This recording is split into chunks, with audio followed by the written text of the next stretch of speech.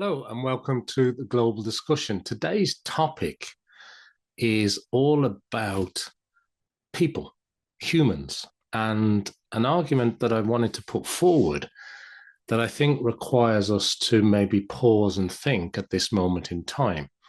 And I want to talk about this in the context that artificial intelligence, AI as we know it today, it isn't a person, it isn't people, it isn't human. And maybe that confusing the two might be more of a strategic mistake than a strategic advantage. Now, we are not having the wrong conversation about AI, um, but maybe we need to just pause and think about it for a second, not because the technology is overhyped, not because it lacks impact, but because we're framing it possibly incorrectly. Now, I say that with some hesitancy because recently a sharp line from an article I read in Today in Tabs, it captured this perfectly. It said, AI isn't people. It sounds obvious. It is not. The way we talk about AI suggests the opposite. We say that it hallucinates. We say that it lies. We ask whether it understands. And in the article, the author pushes back on this creeping way of stating things, arguing that we are assigning more and more human traits to systems that are in reality statistical machines. So this framing is more than linguistic shorthand. It's shaping how leaders allocate capital. It's making us think differently about how we assign responsibility and how we assign risk. If we want to lead well in the age of artificial intelligence, and I think we all do, we probably need a little bit of conceptual clarity. So, language is strategy. And the article also goes on to note how easily we slip into describing AI in human terms. It's not just casual phrasing, it sort of influences how we reason about outcomes. When a model produces an incorrect answer, we say, oh, it made something up. And that phrasing implies intent. But as the piece underscores, these systems are not, they're not making a claim. They're generating outputs based on probabilities learned from the training data. So if I quote the article directly, it says something along the lines of AI isn't people. It doesn't have motives, it doesn't have beliefs or a theory of mind, at least not at this stage. It does not know it is speaking. And this distinction, I think, matters for people leading companies. I think it matters in the boardroom because if an executive believes a system has agency, the response to failure becomes emotional. And if an executive, for example, understands that it is a probabilistic engine, the response becomes more structural. You don't ask why it lied, you ask what constraints, prompts, or training signals led to the output. Now, one framing invites blame, and I suppose the other invites design. The trap in the piece is that it highlights how natural it is to humanize technology. We all do it. I do it. We are wired to interpret language as evidence of mind. And when something speaks fluently, extremely fluently, as it does today, we infer cognition. But fluency, it's not consciousness, not at this stage. It's pattern completion at scale. The risk here is not philosophical confusion. It's operational error. And when leaders or if leaders treat AI as if it were, we've heard the term, a junior employee or an intern, they may be managing it incorrectly. They expect judgment where there is none, And conversely, when they treat it as an oracle, they suspend judgment where it is most needed. The article's core reminder, again, is simple. AI isn't people. It's not a co-worker with perspective. It's not a stakeholder with incentives. It's a system it's a system optimizing for likely next tokens. And once that's clear, I think governance to some degree becomes clearer too. You do not trust a model in the abstract. What you're actually doing, or what you need to be doing, is evaluating it against benchmarks. You layer review processes, you define acceptable error margins or unacceptable error margins. You certainly build feedback loops, and trust is a human attribute. Reliability is a system property. So when I think about accountability not being outsourced, one of the most important implications of the piece is about responsibility. Now, if AI is not a person, it cannot be a scapegoat. And when a model produces biased, harmful, or misleading output, the root cause is not moral failure. It is design, it's data, deployment, or oversight failure. The temptation is to say, well, the algorithm did it. And that temptation, I would offer, is pretty strong at this stage.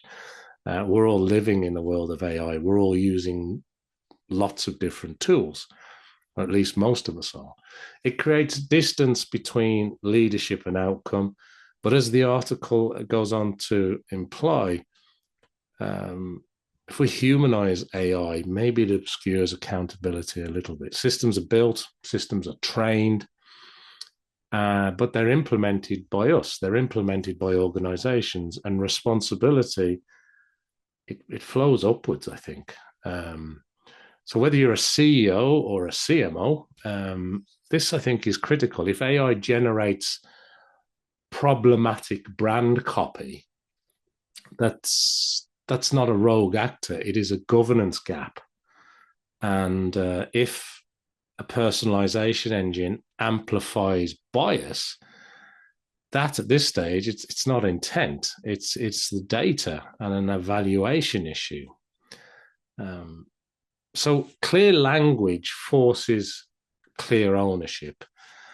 And when I consider the implications for things like strategy and for marketing, I mean, in marketing, the confusion between a tool and a teammate is especially visible.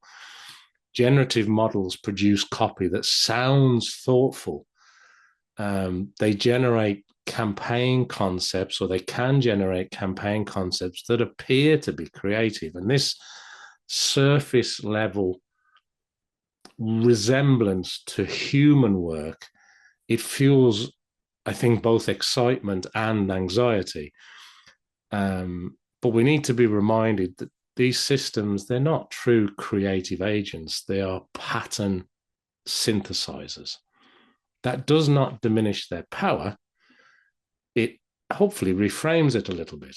AI can expand ideation breadth really well. It can accelerate testing, and it can operationalize personalization at a scale previously really unattainable. What it can't do particularly well is hold a brand judgment, understand that cultural nuance in a lived sense, or assume ethical accountability. Those remain human functions. And the strategic question then is not whether AI can replace people. It's how do organizations redefine the workflows around probabilistic engines? Where should human review be absolutely mandatory? And what constitutes acceptable hallucination rates, where it makes things up in different contexts? Because there are different contexts. How do we measure incremental lift versus obviously reputational risk. And these all seem like system questions, not existential ones. So consider the interface illusion as part of the confusion. And, it's important to think about it's interface driven. A conversational UI triggers a social instinct.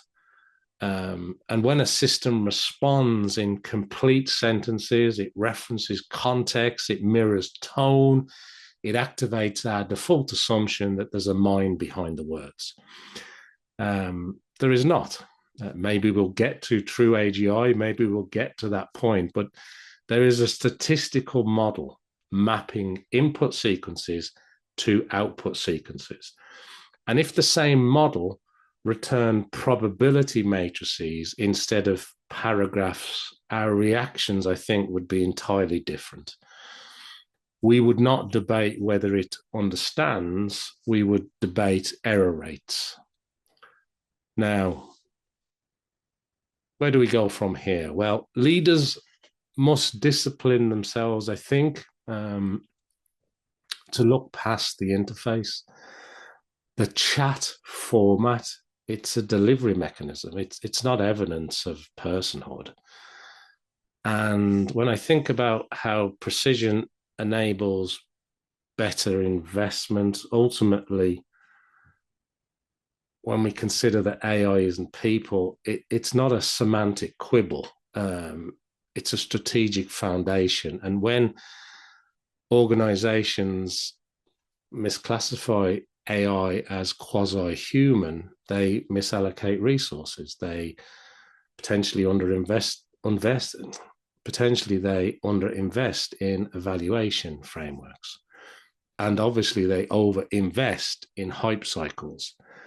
They oscillate between overconfidence and fear. And when organizations classify AI correctly as infrastructure, you tend to focus more, and they tend to focus more on the architecture. You invest in data quality. You formalize model monitoring. And you train your teams in AI literacy. You define escalation protocols, and you align AI use cases to measurable business value. So I suppose, in short, treat AI as a system to be engineered at this moment in time, not a personality to be managed. We are at a moment where narrative momentum around AI is certainly immense. It's tempting to speak about it in dramatic human terms. It makes for compelling headlines, but leadership requires conceptual rigor. AI isn't people, something I've mentioned a lot here. It's a reminder. It's more than a reminder. It's discipline. If we adopt it fully, our conversations become sharper, our governance becomes stronger, our strategies become more durable. And in a technological shift as consequential as this one clearly is, clarity, I don't think, is optional. I'd go as far as say it's your competitive advantage. I would encourage other leaders to examine the language used, to consider this point in time, and what assumptions are embedded in the way you're thinking about this. So what decisions are you shaping because of the way that you're positioning things? How we describe AI can determine significantly how well we all deploy it. Now, I know it's tempting to treat them as part of a team. I know it's tempting. See, I even said it's treat them. I know it's tempting to treat AI as part of a team. But we need to remember that it is a machine, and we need to remember that it's okay to give it a name. It's okay to have it as an extension of your team. But I think the real value is understanding what it can and can't do, and not undervaluing the importance of having a human involved. I hope that was good. I hope that was something that made you think a little bit. And I hope you'll join me back here for some more conversations. Thank you.